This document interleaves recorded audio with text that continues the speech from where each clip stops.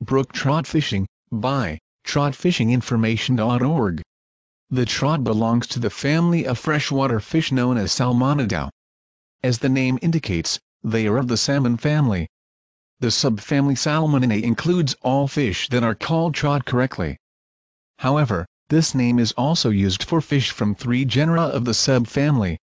They are Salmo, including the Atlantic species, Oncorhynchus, including the Pacific species, and Salvelinus. This list includes fish that are called char or charr, such as brook trout. Successful fishing for brook trout requires detailed knowledge about trout behavior and typical environments. You can find brook trout in cold-moving rivers, streams, creeks and lakes in the Rocky Mountains.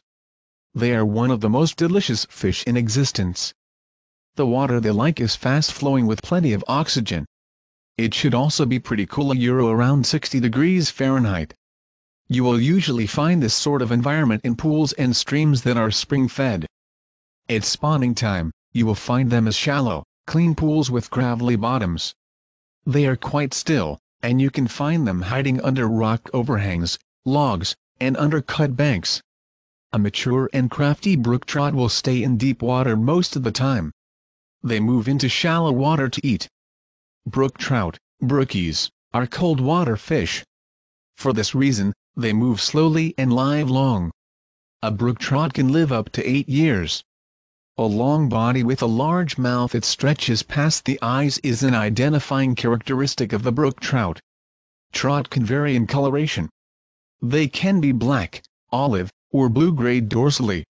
They usually have a silvery white belly. It's easy to identify a brook trout by its red dots with blue halos. There are 2 definite markings that indicate that a fish is a brook trout. One is a spotted dorsal fin. The other is a vermiculation or worm-like markings on the back. Generally speaking, they have square-tail fins. Occasionally, you might see one with a somewhat forked tail fin. You can also identify them by looking at the pectoral fins.